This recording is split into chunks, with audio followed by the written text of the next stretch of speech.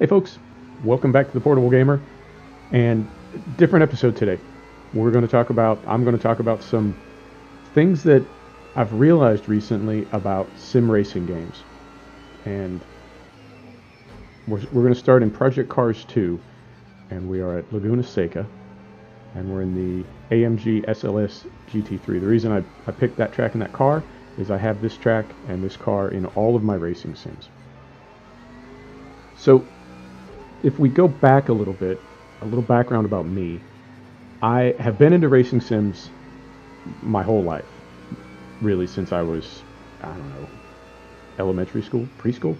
I don't know. I've always loved racing sims. I go back far enough that I remember when Gran Turismo came out. And Gran Turismo from the jump billed itself as the real driving simulator, the real racing simulator. Well, 20 years ago, we had no reason to disagree with that. There was no point of comparison. And it was awesome. And it still is. And I guess I want to clarify that as well. I love all racing games. And in fact, I love video games in general. So there are no bad games. And what I want to talk about today, I'm not putting anybody's favorite game down. I'm not saying any game is better than any other game. I want to talk about the differences between arcade racing games and sim racing games. And as I'm doing that, I just want to really stress, there are no bad video games, other than Umbrella Corp. That was awful. But there's no bad racing game. The game that you like is the best game for you. So Gran Turismo, that was it for a while. We had no point of comparison. It was awesome. It seemed awesome. It was great. And then a little while later, Forza came out.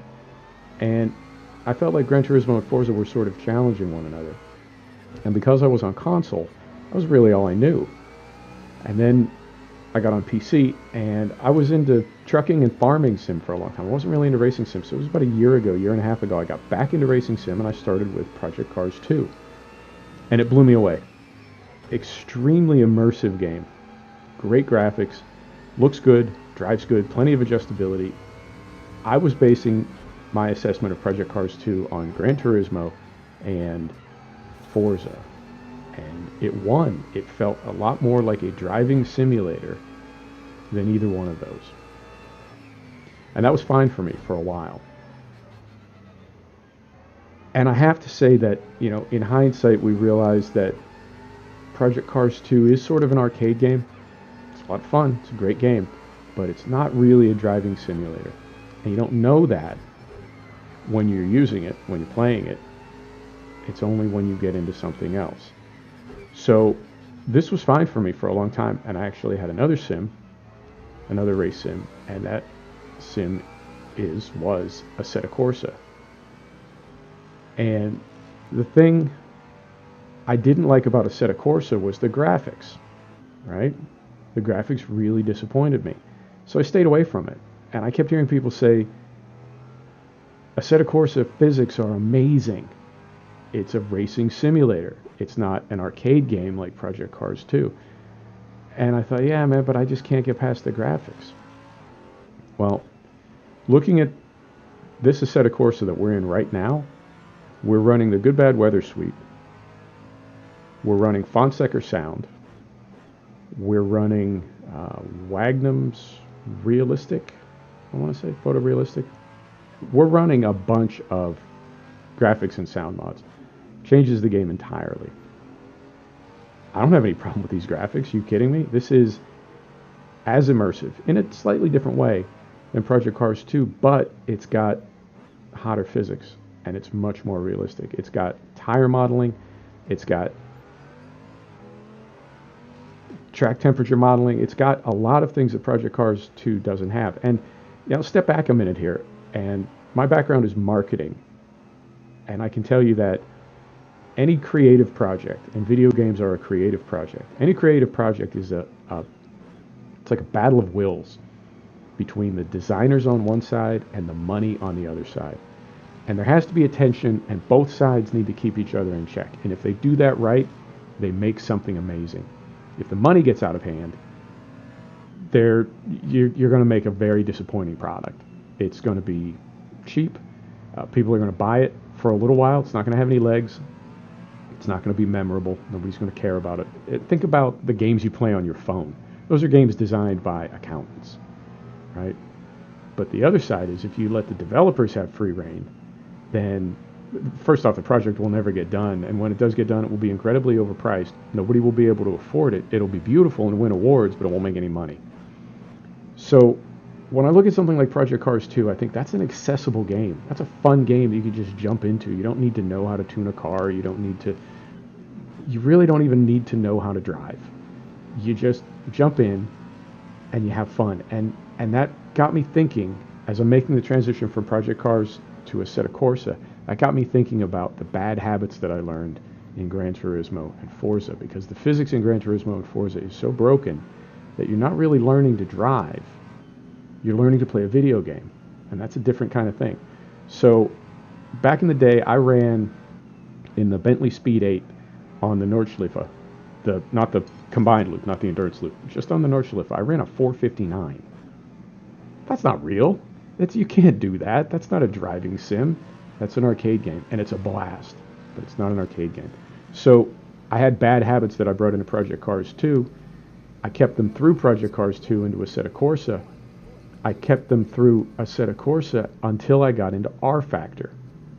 And R Factor, as Assetto Corsa is to Project Cars 2, R Factor is to Assetto Corsa. The physics they're demanding, but there's so much communication from the car through the force feedback to you as a driver. You can feel the weight shift. You can feel the tires. You can feel everything. The tuning, the setup is so critical if you want the car to respond to your driving style. And we're also, as we're moving through Project Cars 2 to Assetto Corsa to R Factor, we're also getting more toward the finite. And what I mean by that is every track has an ideal line. And you say, well, maybe there's different lines for different drivers. Yeah, there's lines for good drivers and bad drivers, but there's only one fastest line. And there may be different lines for different types of cars, but when you talk about spec racing, there is one line that is ideal. And different driving styles may have to modify that line. Some people like to brake later, some people like to accelerate out of the apex, different, right? But as you get toward Formula One, obviously there's no Formula One on Laguna Seca, but using Formula One as an example, there's a line. If you're not on it, you're a back marker. You've got to nail that line every single time. So when I get into R Factor, now what I'm realizing is I need to tune the car and I need to change the way I drive to be on that line. And the more I do that, both those things, the more I tune the car, and I'm using Virtual Race Car Engineer 2018 and Setup Developer Tool 2018. I'm using both of those for my tuning now. And as I'm using those tools, I'm learning I don't want to set the car up so it feels good. I don't want to set the car up so it feels planted. I want to set the car up so I can touch the curb on every apex while carrying a ton of speed. That's my setup goal. It's not that I feel good about the car. There have been setups that I have to say I hated, but I was able to drive them. And when I set the car up to be something that I liked more, I wasn't able to drive it that way.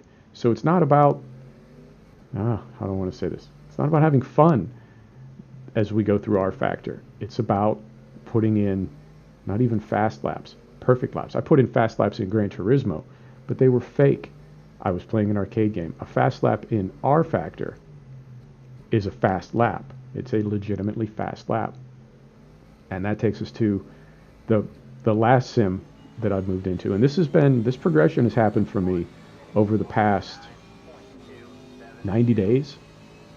And I'm in iRacing now. And iRacing, I have to say, is the least fun and the most awesome race sim that I personally have been on.